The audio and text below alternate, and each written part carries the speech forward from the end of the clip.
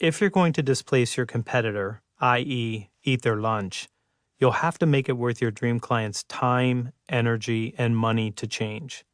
You'll also have to compel them to change.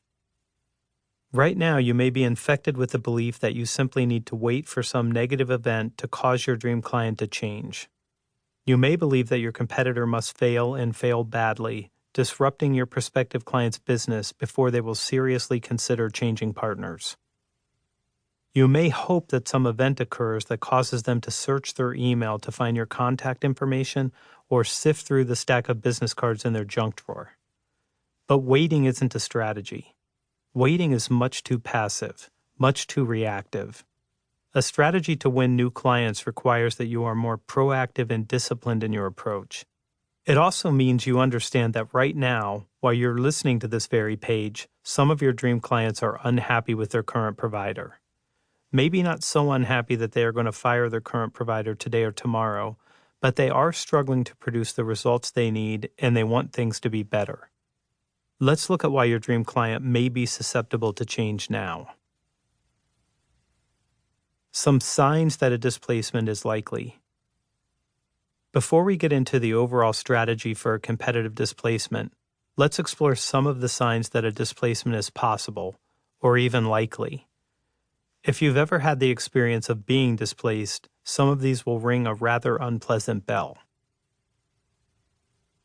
Complacency. If there's a root cause of all displacements, it's complacency. Having won the client's business and served them for years, your competitor falls into a routine with your dream client.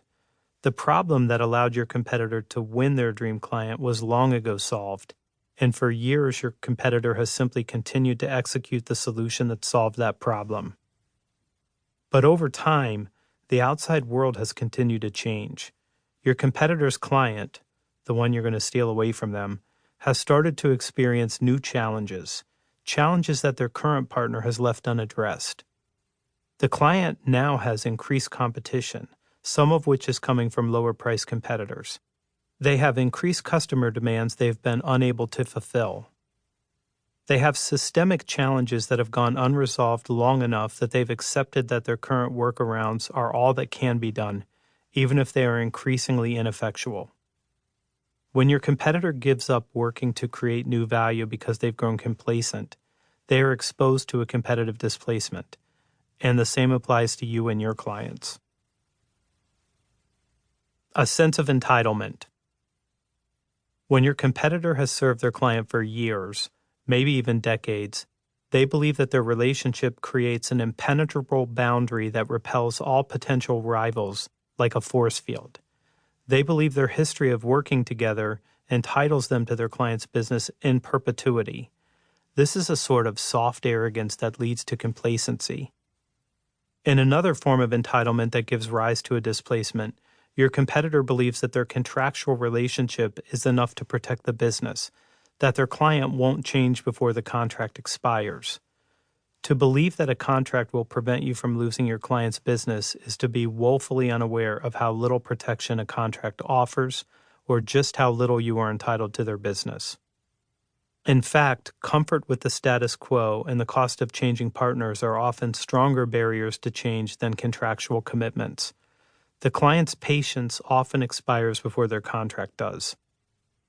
When your competitor feels a sense of entitlement, their overconfidence can create an opportunity for displacement. Apathy and lack of communication.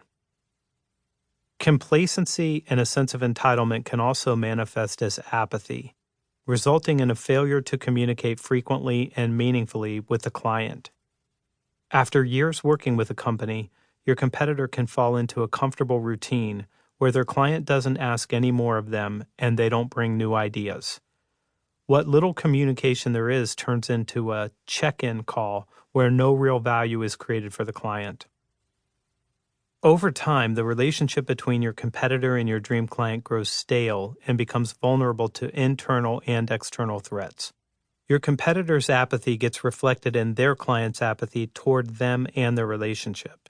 Meanwhile, you, the salesperson who has been consistently and persistently asking for a meeting while showing a serious interest in the business, become a lot more interesting to the client, opening up the possibility of a displacement.